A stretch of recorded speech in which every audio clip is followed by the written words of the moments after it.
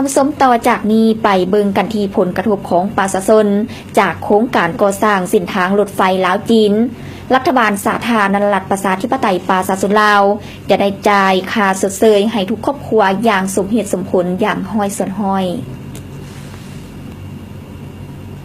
โครงการก่อสร้างทางรถไฟแต่สายแดนลาวจีนหานครหลวงเวียงจันทน์เป็นโครงการบุริมสิทธิ์ของรัฐบาลแห่งสาธารณรัฐประชาธิปไตยประชาชนลาวมีความยาวทั้งหมด417กิโลเมตรเลวทางรถไฟได้ผ่านหากแขวงคือแขวงหลวงน้ำทาอุดมไซหลวงพะบางแขวงเวียงจันทน์และนครหลวงเวียงจันทน์ประกอบมี32สถานีก่อสร้างขวาใหม่167แห่งและเจาะอุโมงค์75แห่งโดยแม่นบริษัทก่อสร้างทางรถไฟเลข2ของสาธารณรัฐประชาชนจีนเป็นผู้รับเหมากำหนดเวลา5ปีให้สำเร็จผ่านการจัดตั้งปฏิบัติตัวจริงมาแต่วันที่1ธันวาคม2016ฮอดปัจจุบันอิงตามบทสรุปความคืบหน้าตามแผนการประจำปีสำเร็จ 24.5 ส่วนห้อยท่านรัตนามานีคูณนิวงศ์รองรัฐมนตรีกระทรวงโยธาธิการและขนส่งห้องคณะประสานงานโครงการทั้งเป็นหัวหน้าคณะคุ้มครองโครงการก่อสร้างทางรถไฟลาวจีนได้ให้สัมภาษณ์ต่อสื่อมวลชนว่าเคียงคู่กับผลสำเร็จก็ยังมีหางเสียงจากสังคมสื่อออนไลน์และกลุ่มคนบ่หวังดีที่บ่ทันเข้าใจต่อนโยบายของรัฐบาลที่มีต่อประชาชนทุกครอบครัวเงินซานไหนาหัวสวนรวมถึงถูกสถานที่การผลิตของประชาชนที่ถูกเลวทางรถไฟและเขตใกล้เคียงที่มีผลกระทบจากโครงการก่อสร้างทางรถไฟลาวจีนแม้นโครงการจะได้จ่ายค่าชดเชยให้ทุกครอบครัวอย่างสมเหตุสมผลฉะนั้นตลอดที่ผ่านมานี้ปัญหาที่ข้าพเจ้าอยากชี้แจงอธิบายในมื้อนี้เป็นปัญหาผลกระทบจากโครงการทางรถไฟนี้บนพื้นฐานที่ว่าพวกเขาถือเอาประชาชนเป็นกบและรับประกันให้โครงการนี้มีผลประโยชน์ต่อประชาชนแก้ไขปัญหาที่ประชาชนมีความยุ่งยากจากโครงการแล้วพวกเขาอันที่1ขณะสีนับนี่ได้เฮ็ดจัดตั้งการเผยแพร่ถึงความหมายความสำคัญแล้วก็ได้อธิบายเกี่ยวกับแนวทางที่ผ่านเขตบ้านเขตเมืองของประชาชนนั้นแล้วก็จะอธิบายถึงความจำเป็นแบบภาพวิสัยที่ว่ามันก็ต้องได้ผ่านดินแดนต้องมีอันกระทบต่อหัวสวนให้หน้าเรือนสร้างบางจุดที่ว่าเส้นทางรถไฟผ่านอันนี้ก็ถือว่าผมจะเป็นที่ว่าพวกเขาบ่สามารถหลีกเลี่ยงได้ก็ในการออกแบบนั้นถึงแม้สิมีความพยายามออกแบบให้กระทบน้อยที่สุดแต่ว่ามันก็ยังมีผลกระทบอยู่อันนี้ก็ถือว่าเป็นหลีกเลี่ยงบ่ได้ผ่านการเผยแพร่อธิบายรายงานตลอดมาในบรรดาแขวงที่มีเส้นทางรถไฟผ่านก็ให้การสนับสนุนเห็นดีเห็นพอบในโครงการทางรถไฟลาวจีนก็จะประกอบส่วนเขาเจ้าก็ได้บอกว่าถ้ามีโครงการนี้และโครงการนี้จะตั้งปฏิบัติสำเร็จก็จะเป็นผลประโยชน์ให้แก่เขาเจ้าก็ให้การสนับสนุนข้าพเจ้าก็ได้ลงไปติดตามอยู่บัดทุกบ่อนนี่แหละหลายบ่อนแน่นอนอาจจะบ่ทั่วถึงแต่ว่าส่วนใหญ่บ่อนใดมีปัญหาข้าพเจ้าก็ไปลงไปสมทบอยู่พื้นฐานนี่พวกเขามีการจัดตั้งคณะสีน้ำขันแขวงนอกจากคณะสีน้ำขันแขวงแล้วพวกเขาก็มีคณะไกลเกลี่ยอยู่พื้นฐานลงไปเฮ็ดเวียกโดยกลมกับประชาชนเนาะเพื่อผู้สภาพตัวจริงเพื่อนำเอาขอคัดของมองใจของประชาชนมาแก้ไขเพื่อเผยแพร่ประชาชนผู้เป็นแต่ละอย่างเนาะฉะนั้นในการแก้ไขผลกระทบจากโครงการทางรถไฟนี้พวกเขาก็มีหลักการอันนี้ไม่เกี่ยวพันกับขั้นตอนการเว้นคืนที่ดินของประชาชนขั้นตอนทำอิฐนี่มันบริษัทผู้เหมาเนี่ยจะต้องได้ลงวัดแทะขอบเขตแล้วทางในเบื้องต้นมันแท้ห้อสิว่าแล้วทางเป็นเขตสงวนทางรถไฟแม่น50 เมตรข้างละ50 เมตรออกจากใจกลางทางรถไฟถือว่าร่วมเป็น100 เมตรแต่ว่าเนื่องจากว่ารถไฟในการออกแบบตัวจริงบางบอนก็ความไวก็ได้ลดคันลดลงมาเขตสงวนก็บ่จะเป็นเอากวงมา50โดยปรึกษาหารือกับวิชาการจีนก็ได้สำรวจละเอียดแล้วก็เห็นว่ามีหลายจุดก็บ่จะเป็นเอา50 เมตรโดยเฉพาะแล้วทางรถไฟสิผ่านเขตสุมสด ผ่านตัวเมืองต่างๆบางบอนกับ13 เมตรในปัจจุบันไปแถวเมืองบางบอนกับ20 เมตรสูงสุดมันบ่เกิน50 เมตรก็เป็นการประหยัดเนื้อที่ประหยัดบ่ให้มีผลกระทบหลายต่อประชาชนเนาะบางเทื่อนี่บางบอนตะกี้นี่สำรวจถือผลกระทบหลายหลังคาเรือนที่สุดที่ผ่านบ้านไปมาหดปัจจุบันนี่ก็ถือว่าจำนวนเรือนที่ผลกระทบนี่ถือว่าน้อยลงแล้วเนาะฉะนั้นหลักการที่1ในการสิชดเชยสิ่งกีดขวางตามแนวทางรถไฟนี่มันต้องได้เฮ็ดปักหลักไม้ก่อสร้างศัพท์เทคนิคเรียกว่าปักหลักไม้ก่อสร้างหมายความว่าปักหลักตัวจริงที่ว่าเขาต้องการเป็นเขตสงวนแท้ๆเดี๋ยวนี้ก็ดำเนินการไปปักหลักตัวจริงเพราะว่าการปักหลักตัวจริงหลายคนก็สิว่าโอ้เป็นยังเขาก็มาปักหลักตัวจริงเพราะว่าหลักการปักหลักตัวจริงแม้นบริษัทรับเหมาเป็นผู้ปักหลักพ่อว่าบริษัทผู้รับเหมาเนี่ยเป็นผู้จะก่อสร้างบ่แม่นผู้อื่นสิมาปักหลักฉะนั้นมันต้องมีการโปรโมทได้บริษัทผู้รับเหมาล่ะจึงให้บริษัทผู้รับเหมาปักหลักฉะนั้นมันจึงศักดิ์ษา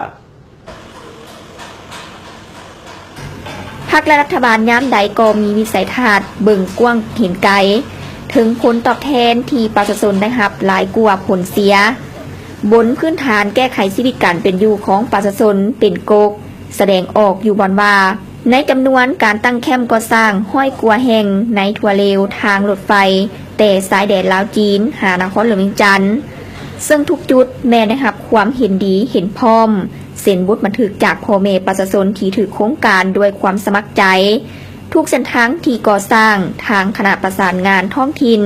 ก็คือคณะซีน้ำคันเทิงได้มีการลงกวดกาสำรวจพื้นที่และกล่าวเตือนพ่อแม่ประชาชนให้รับรู้ก่อนล่วงหน้าในนี้ถ้าครอบครัวใดถือผลกระทบทุกกรณีดินเฮือนหัวสวนต้นไม้ถูกชนิดแม้นทางโครงการจะได้จ่ายค่าชดเชยให้เท่าตัวพร้อมหาดินจัดสรรก่อสร้างเฮือนคงเขตการผลิตและหาอาชีพทดแทนให้อย่างเหมาะสม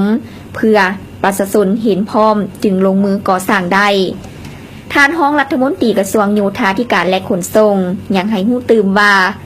การลงมือก่อสร้างขุดเจาะอุโมงค์ได้ทั้งหมดในปัจจุบันแม่น48อุโมงค์มี99จุดที่เจาะมีความยาว 3,500 กว่าเมตรการขุดเจาะอุโมงค์ก็ได้สร้างเสียงเนืองนั้นส่งผลกระทบต่อประชาชนในเวลากลางคืนเนื่องจากว่าการขุดเจาะแม่นดำเนินตลอด24ชั่วโมงต่อกับปัญหาดังกล่าวทางรัฐบาลจึงอนุญาตให้ผู้รับเหมาเฮ็ดเวียกการขุดเจาะอุโมงค์ฮอด21โมงแม่นให้หยุดและครอบครัวเงินซานที่ถูกผลกระทบต่อแหงสั่นสะเทือนเฮือนล่าวแตกทางโครงการได้ลงกวดกาพร้อมบูรณะแปลงคืนให้สภาพเดิมต่อกับผลกระทบของพ่อแม่ประชาชนจากโครงการก่อสร้างทางรถไฟลาวจีนทางคณะรับผิดชอบได้สำรวจกวดกาอย่างละเอียดเพื่อชดเชยค่าเสียหายคืนทุกด้านรวมมีทั้งหมด242กรณีสิ่งกีดขวางทุกอย่างที่เป็นของประชาชนแม่นได้มีการค้นคว้าปรึกษาลือและทดแทนคืนห้อยส่วนห้อยเจ้าของที่ดินที่ถือกระทบนี่เพราะว่าเวลาเนี่ยเขาหูตัวเนื้อที่ข้างในเลยเด้ว่าดินของผู้ใดเนื้อที่เท่าไรเชิญบรรดาผู้ถือกระทบนี่มาปรึกษาหารือและแจ้งให้เพิ่นทราบว่าโอ้ดินของทานนี้ถือกระทบจังซี่กับปรึกษาหารือกันมีปัญหาขัดของแนวใดอยากให้กันจะตัดนี้สดเสยแบบใดถามเก็บกรรมข้อมูลเลยเคียงคู่กันนั่นกับบันทึกพร้อมกันบันทึกเป็นเอกภาพกับเจ้าของที่ดินมีต้นบกมีจักต้นมีต้นบกม่วงจักต้นมีต้นใหม่อื่นๆมีจักต้นกับบันทึกนำกันมีเหือนบ่มีหยังมีหัวมีห้าวบ่กับบันทึกนำกันกับเอกภาพกันโอ้อันนี้แม่นแท้ถูกต้องตามบัญชีนี่เบิดเส้นบันทึกกับผู้ถือกระทบเพื่อเป็นบนอิงหลังจากเส้นเฮาผู้จังซี่แล้วก็ต้องได้ถามประชาชนว่าในการทดแทนนี้มันต้องอินใส่ราคาตัวจริงหั่นและถ้าว่าถือเคลื่อนถือชาตินี่เฮาก็ต้องได้ถามราคาผู้เคลื่อนอีสังอีสาวจะเอาเท่าใดเนาะวันนี้ถามว่าคันว่าถือเคลื่อนนี้อยากให้เฮาปลุกให้บ่หรือว่าเสียเงินไปปุ๊บเนาะอันนี้มันหลักการที่ว่าพวกเฮาว่าออกคือนั่นน่ะต้องถามประชาชนถ้าว่าเขาเจ้าว่าโอ้เดี๋ยวนี้นี่คันว่าจัดสรรอยู่เพื่อนร่วมก็อยู่ก็เอาก็จัดเพื่อนร่วมให้แต่ว่าเขาเจ้าบ่ต้องการว่าข่อยจะปลูกเองแบบเพื่อนมันแบบนี้หรือว่าบางคนมีเงินอันนี้ได้ตกลงกันเป็นหลักการได้ ผมเข้าใจทดแทนก็อยังน้อยก็ซับเก่าของเขาเจ้าเด้สูงมูลค่านี่เฮือนนี่500 ล้านแต่ว่าผู้มีเงินเนี่ยเขาก็จะปลุกใหญ่กว่าเก่าว่าเดี๋ยวปลุกเป็นราคามูลค่า700 ล้านก็โอเคออกแบบ700 ล้านแต่ว่าเงินเขาใส่โครงการเขาก็ใส่500 ล้านแบบก็เอาในหลักการได้ปรึกษาหารือกันแนวน่ะสิแก้ไขประชาชนเนาะหากบ่แม่นว่าคือหนังสือพิมพ์ของพวกตะวันตกออกนะเอาโจมตีผ่านว่าพวกที่ถือกระทบได้เฮือนจัดสรรให้ก็หมายความว่าอยากอยู่ก็อยู่บ่อยากอยู่แล้วก็แล้วความหมายอันนั้นบ่ถูกต้องอันนั้นพรรครัฐเฮาบ่ได้มีนโยบายแนวนั้นอันนี้จะขอตอบปัญหาได้ยินทางเสียงได้ยินของอันนั้นข่าวตะวันตกออกกันถือว่าเป็นข่าวที่บ่ถูกต้องเป็นข่าวที่บิดเบือนนโยบายพวกเฮาบ่นั่นน่ะแต่เฮาได้เผยแพร่ข้างในอันนี้ให้ประชาชนทราบเนาะเฮือนไหนที่ถือกระทบบ่มีบ่อยู่เฮาก็บ่เผาแต่ต่อก็มีแต่บันทึกเก็บกรรมไว้จนกว่าเฮาจัดสรรให้หรือว่าไปปลูกเขื่อนให้หรือว่าเอาเงินให้ปลูกเขื่อนสำเร็จแล้วเฮาต้องมีการติดตามนะสมมุติว่าเอาเงินให้ประชาชนไปปลูกเขื่อนคือบ่มีเงินอยู่แต่เฮาก็ได้ติดตามนะว่าจะได้เฮ็ดเขื่อนบ่จักหน่อยอยู่น้ำหลังมาเนี่ยมันสิเป็นปัญหาอยู่ว่าเขื่อนเอาเงินให้แล้วไปปลูกแล้วไปเฮ็ดแนวอื่นเขื่อนบ่มีอยู่แต่หลายคนไปเห็นเพิ่นสิว่าโอ้อันนี้ตะกี้เราก็มีเขื่อนนั่นแหละแต่ว่าบัดทางรถไฟมาแล้วเขื่อนก็บ่มีผลกระทบเพิ่นก็บ่จ่ายแต่จริงเงินนั่นให้อยู่อันนี้เฮาก็ระมัดระวังก็ต้องได้ติดตามเนาะจนว่ามีเขื่อนเขาไปอยู่แล้วจึงมาหมั่งเขื่อนตัวเก่าจึงมอบสนามให้หากบ่แม่นคือหางเสียงบอกว่าโอ้ประชาชนบ่มีอยู่ก็ให้ออกมันบ่แม่นนั่นบ่มีมองว่าปัจจุบันนี่บ่มีวันนี้คันบ่มีเขาตั้งคำถามว่า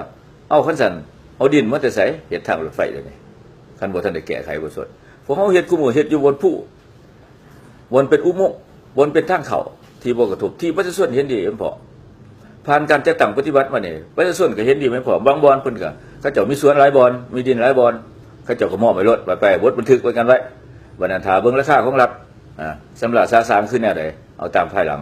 ก็มีหลายบ่อนบางคนก็ให้ใช้ฟรีคือเฮ็ดแคมป์นี่ก็ว่าโอ้ให้ใช้แล้วล่ะบ่เก็บเงินบางบ่อนขอเพียงแต่เฮ็ดรั่วให้แน่ถมให้แน่ก็เฮ็ดจังซั่นเอาตามประชาชนได้เฮ็ดนั่นล่ะบ่มีจักเทื่อโครงการทางรถไฟนี่ประชาชนบ่จักได้แต่ถ้าเฮาบังคับใส่อำนาจใส่สิทธิ์ใส่อำนาจอันนี้บ่แม่นอันนี้ข้าพเจ้าขอตอบเพราะว่าข้าพเจ้าได้ลงไปเบิ่ง